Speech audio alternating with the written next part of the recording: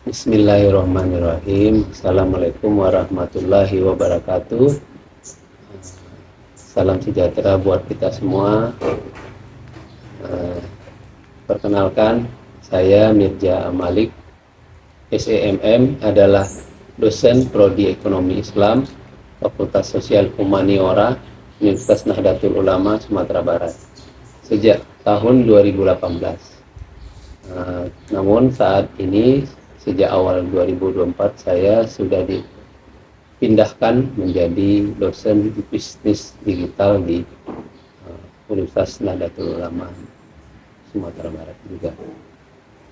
Video ini saya buat sebagai salah satu syarat pengajuan sertifikasi dosen 2024 yang dituangkan dalam dokumen pernyataan diri untuk kerja Tridharma Perguruan Tinggi dalam Dharma Pengajaran.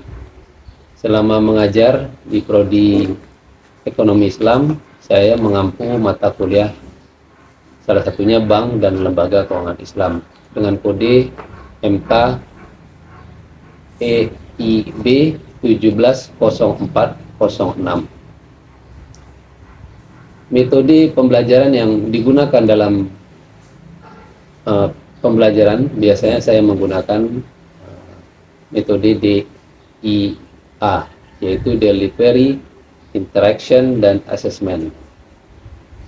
Dalam hal ini saya akan menjelaskan beberapa hal seputar mata kuliah tersebut, dimulai dengan menjelaskan RPS Bank dan Lembaga Keuangan Islam,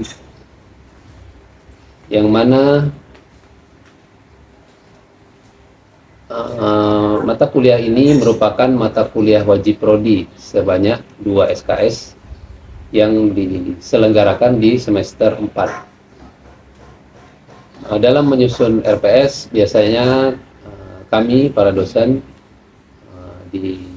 diajak Pak Prodi untuk bersama-sama merumuskan apa saja yang menjadi pokok-pokok pembelajaran dan capaian yang akan diharapkan. Dalam mata kuliah ini, Bank dan Lembaga Keuangan Islam, yang menjadi CPL mata kuliah yang pertama yaitu aspek sikap. Pertama, bertakwa kepada Tuhan Yang Maha Esa dan mampu menunjukkan sikap religius. Yang kedua, bekerja sama dan memiliki kepekaan sosial. Lalu yang ketiga, menginternalisasi nilai-nilai agama, norma, dan etika akademik. Lalu ada aspek keterampilan umum, yaitu mampu menerapkan pemikiran logik, kritis, dan sistematif, serta inovatif dalam konteks perkembangan dan implementasi ilmu pengetahuan serta teknologi.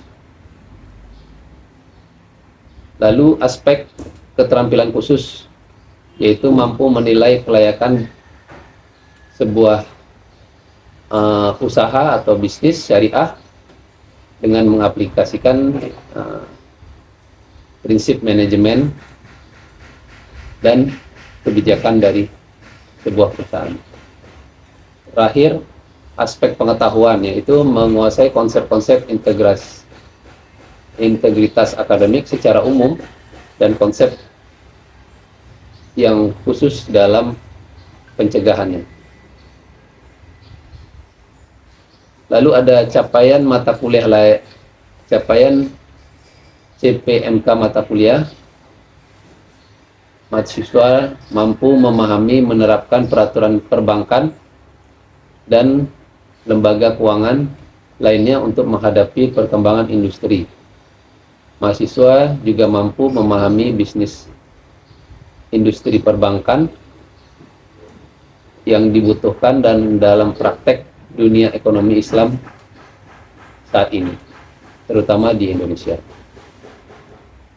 Deskripsi mata kuliah ini membahas tentang pengetahuan dasar aktivitas perekonomian yang berkaitan dengan kelembagaan keuangan, baik bank maupun bukan bank, sehingga mahasiswa memahami arti keberadaan institusi keuangan tersebut.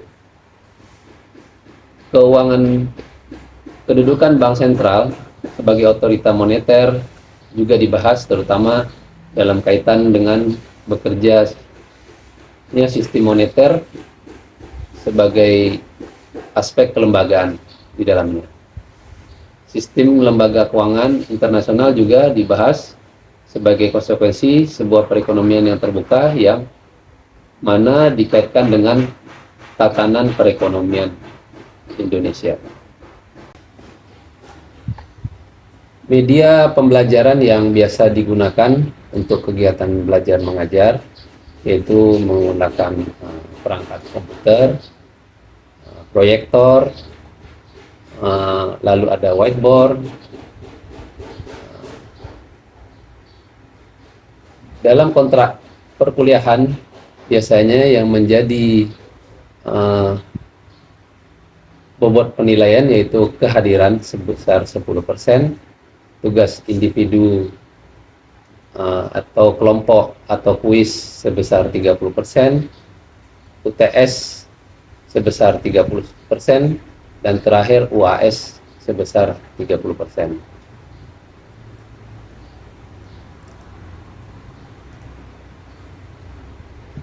Dalam video pembelajaran yang saya akan sajikan dalam segmen berikutnya merupakan materi pertemuan ke-6, di mana materi pertemuan ke-6 ini membahas tentang Bank Perkreditan Rakyat atau BPR. Dalam bahasan materi pembelajaran ini diharapkan mahasiswa mengerti apa itu BPR, Bank Perkreditan Rakyat, serta memahami peran dan fungsi, tugas dan wewenang Bank BPR, serta tata cara pembentukannya. Lalu mahasiswa juga memahami tentang lembaga perbankan penyalur kredit dan penerima simpanan yang ada di masyarakat pada saat ini.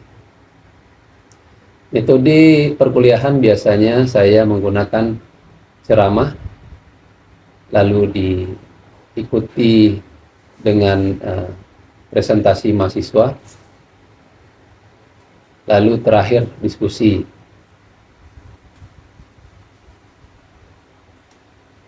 Biasanya saya dan mahasiswa akan berusaha menjelaskan atau menggali isu-isu yang sedang terjadi dalam atau sedang berlaku di tengah masyarakat perihal tentang perbankan BPR tersebut. Saya mengajak mahasiswa untuk aktif dalam melakukan tanya jawab sehingga menggali rasa ingin tahu dan penyelesaian dari setiap masalah yang kami bahas. Kriteria yang biasa saya gunakan: ketepatan dalam penguasaan, peran aktif dalam tanya jawab, kerjasama dalam kelompok, serta aktif dalam kegiatan diskusi. Demikian presentasi saya tentang metode pembelajaran yang biasa saya lakukan, serta deskripsi mata kuliah Bank dan Lembaga Keuangan Islam pada Prodi Ekonomi Islam Universitas Nahdlatul Ulama Sumatera Barat. Dalam segmen berikutnya akan saya tampilkan kegiatan pembelajaran saya di kelas.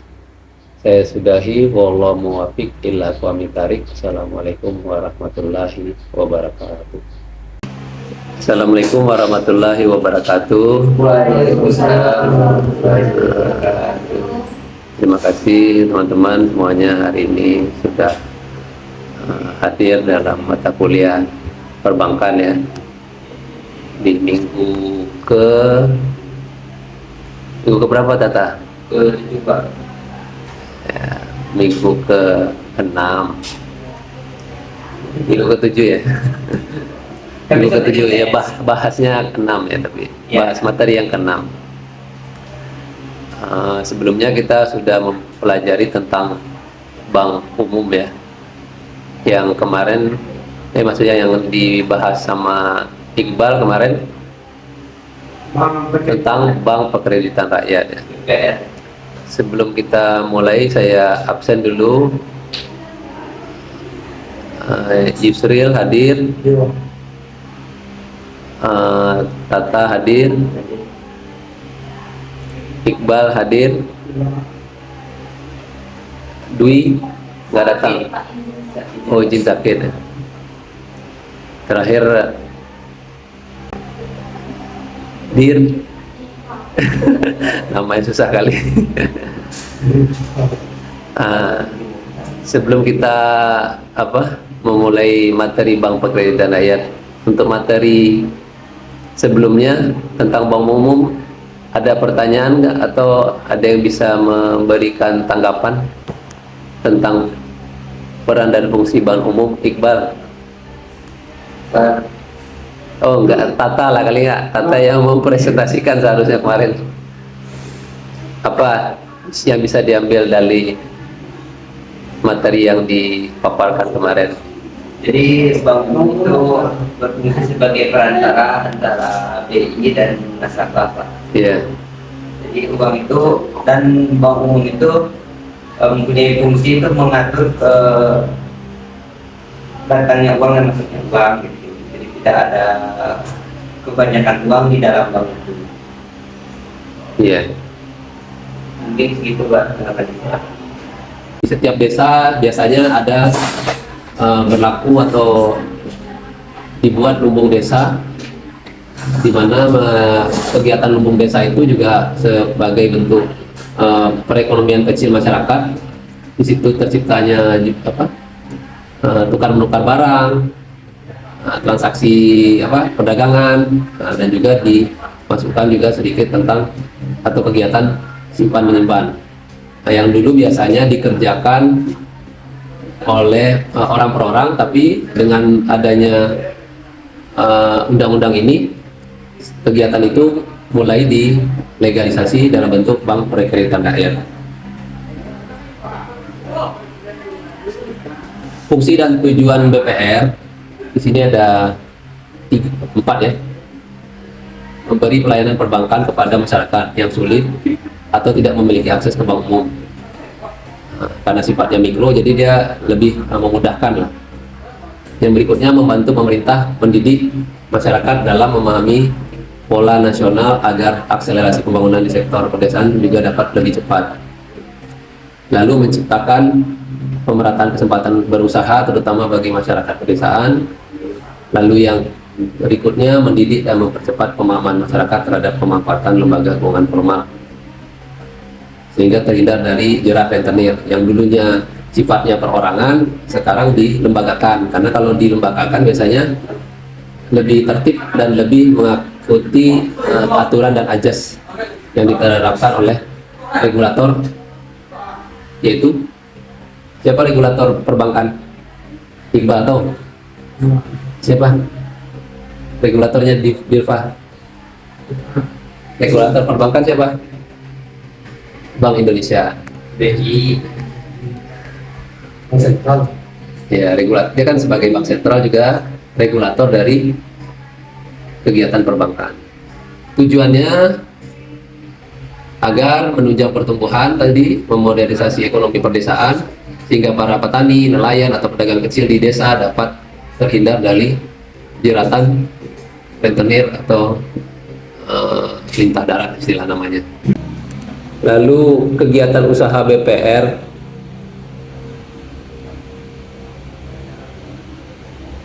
kegiatan usaha ini biasanya menghimpun dana dari masyarakat dalam bentuk simpanan berupa deposito ya, dan juga tabungan. Lalu juga memberikan kredit pastinya, karena dia sifatnya mikro, biasanya dia juga harus melakukan penempatan dana yang dikumpulkannya dalam bentuk sertifikat Bank Indonesia atau juga deposito berjangka, sertifikat deposito dan tabungan ke bank lain. Jadi BPR juga bisa punya rekening ke bank umum yang lainnya. Selain dia juga bisa menempatkan dana kelebihannya kan, kalau dananya berlebih kan tidak tersalurkan ke masyarakat, dia bisa menempatkan kelebihan dananya tuh dalam bentuk sertifikat Bank Indonesia atau ke rekening bank umum. Jadi aturan main dari BPR ini juga dibuat supaya menghindari terjadinya kebangkrutan BPR itu.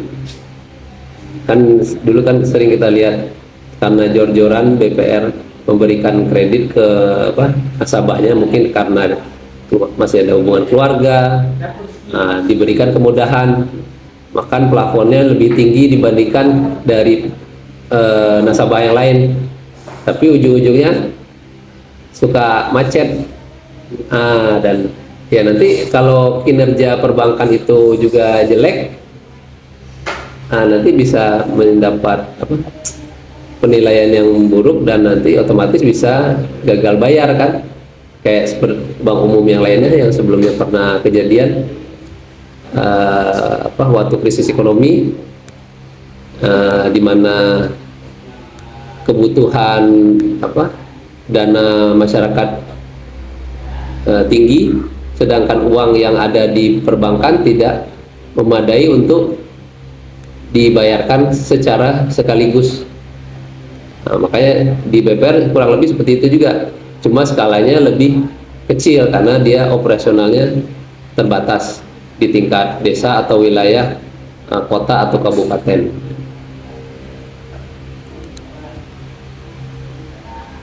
Biasanya alokasi kredit BPR ini memberikan kreditnya wajib mempunyai keyakinan atau kemampuan dari si debitur untuk melunasi utang yang sesuai dengan perjanjian. Dalam memberikan kredit juga BPR wajib memenuhi ketentuan perbankan Indonesia pastinya, dan dalam memberikan kredit BPR wajib memenuhi ketentuan Bank Indonesia ya, seperti batas maksimum pemberian kredit, pemberian jaminan, dan hal-hal lain yang dipersyaratkan oleh BPR dalam operasional perbankannya. Sampai di sini ada pertanyaan kira-kira? Pak. Ada beberapa jenis dari BPR. Itu ada BPR kredit desa, ada BPR BKPD atau Bank Karya Produksi Desa. Itu bagaimana jenis Bank BPR? Oh, itu paling penamaan aja saya rasa. Karena kan hampir setiap daerah itu kan punya masyarakat yang punya kelebihan dana, tapi dia mau melakukan usaha perbankan, dia kan harus bentuk dalam bentuk BPR. Tapi dia kan masih pasti ada fokusnya kan, apakah dia untuk pertanian, atau untuk peternakan, atau untuk nelayan, perikanan. Paling fokusnya namanya disesuaikan dengan minat masing-masing pengurusnya lah. Penamaan aja saya rasa. Yang penting dia dalam beroperasi wajib memenuhi ketentuan yang ditetapkan oleh Bank Indonesia. Di sini ada ketentuan kelembagaan ya. Ya Iqbal, kan Iqbal yang buat nih nggak? Yang pertama perizinan BPR, bentuk hukum BPR, dia harus berbentuk PT ya, tidak bisa dalam bentuk CV. Jadi kepemilikannya nanti kan berdasarkan saham. Berarti harus lebih besar ya Pak, karena CV itu kecil. Ya makanya dia harus dalam bentuk PT. Harta kekayaannya terpisah antara milik pendirinya, komisaris. Kalau direksi kan pengelola perusahaan, pengelola PT. Lalu ada pembinaan dan pengawas BPR. Juga ada pengaturan dan pembagian tugas BPR.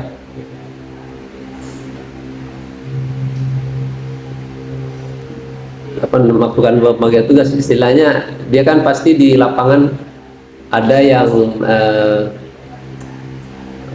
yang berkompetisi dengan BPR tersebut.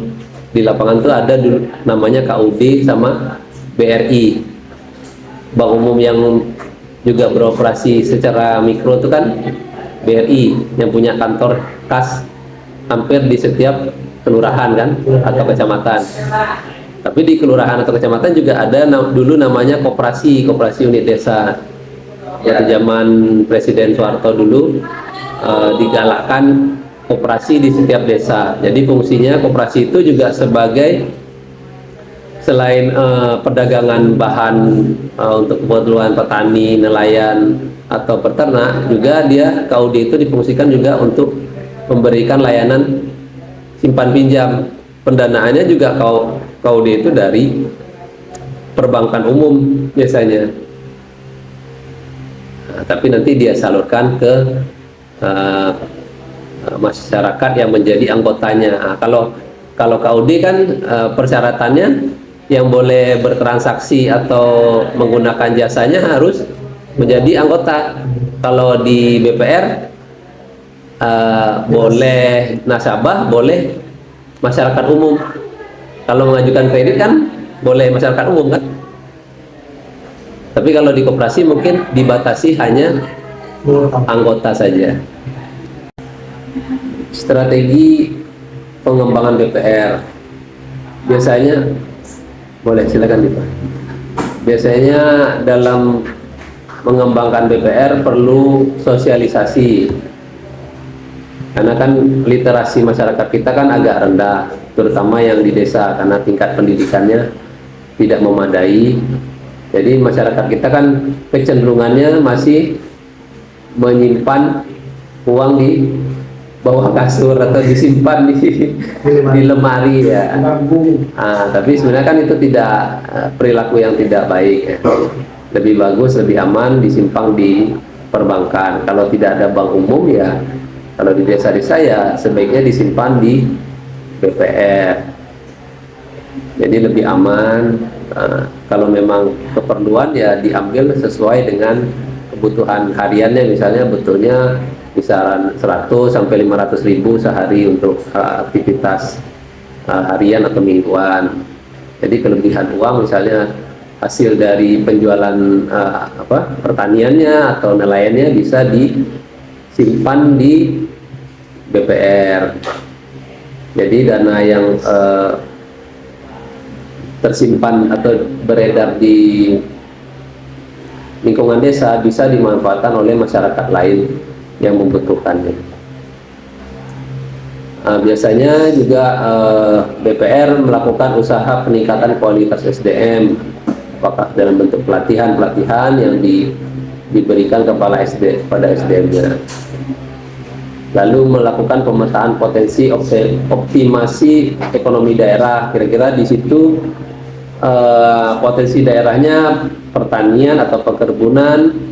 Jadi dia mencoba melirik kira-kira kelompok masyarakat mana yang membutuhkan jasa keuangannya. Misalnya pas musim tanam, biasanya kan petani butuh apa, Iqbal? Butuh pupuk nggak? Nah, pupuk mahal. Ya butuh pupuk. Jadi dia butuh pembiayaan untuk membeli pupuk. Kalau bibit mungkin masih terjangkau lah kan. Ibu harus sedikit Indonesia.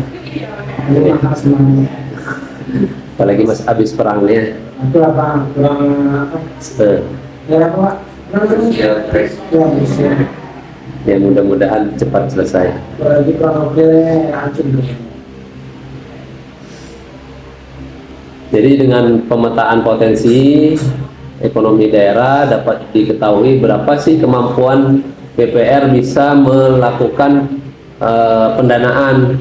Nah, kan kalau memang si BPR tidak punya kemampuan, dia bisa melakukan peminjaman ke bank umum untuk melakukan pembiayaan kegiatan masyarakat di wilayahnya.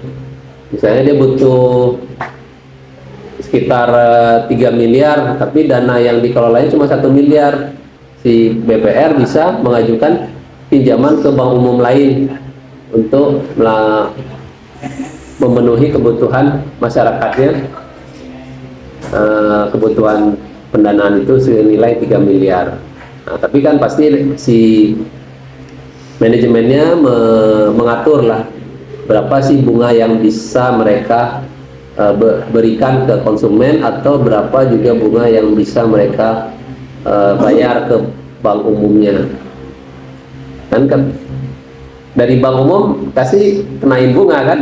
Nah, BPR juga pasti mengenakan bunga ke nasabahnya. Nah, jadi dia harus mencari titik keseimbangan yang bisa menutupi biaya operasionalnya dan menutupi biaya pinjaman dia ke bank umum tadi. Sampai di sini ada pertanyaan nggak kira-kira? Kalau untuk zaman sekarang itu kan masih diberlakukan. Maksudnya? BPR. Masih ada banyak beroperasi. Kalau di Kota Padang mungkin ada sekitar 5-10 BPR. Kalau di Jakarta bisa ada, Pak? Ada beberapa, pokoknya kalau terutama di kabupaten lah, di kecamatan udah jarang. Jarang apa saja, ada. Iya. Makanya dia kan kembali lagi ke masyarakat yang menggunakan jasanya. Jadi dia apakah dia dibutuhkan di satu wilayah, maka dibentuklah BPR oleh sekelompok masyarakat tersebut untuk memenuhi kebutuhan pembiayaan di wilayah tersebut. Gunakan fungsi untuk alternatif penting. Ya, makanya seperti yang saya sampaikan tadi, di lapangan pun dia menemui persaingan ya, persaingan dari bank umum yang beroperasi di tingkat mikro, dan juga ada lembaga keuangan yang lain yang dikelola oleh KUD misalnya, atau ada juga kan kayak sekarang tuh perusahaan BUMN yang namanya PNM, Penanaman Nasional Madani. Nah, dia kan melakukan pembiayaan mikro itu juga sampai ke ya tingkat kabupaten kota lah. Dia ada kantor cabang atau kantor kasnya. Tapi dia segmennya pasti lebih ke memberdayakan masyarakat masyarakat kecil, terutama pemberdayaan wanita. Nah, jadi dari setting sama pemerintah pembagian tugas masing-masing lembaga itu. BPR misalnya untuk masyarakat wilayah tertentu, kalau bank umum mikro segmennya juga kurang lebih mirip-mirip lah. Cuma kan nanti pembedanya di masyarakat lagi mau memilih yang mana yang terbaik, misalnya dari sisi pelayanan, dari sisi harga atau bunga yang ditawarkan. Nah, itu yang menjadi persaingannya. Cukup. Kalau nggak ada pertanyaan, saya sudahi pertemuan mata kuliah perbankan kita ini. Sampai bertemu kita di UTS minggu depan. Saya ucapkan wallahu muwaffiq illa aqwamit thariq. Assalamualaikum warahmatullahi wabarakatuh.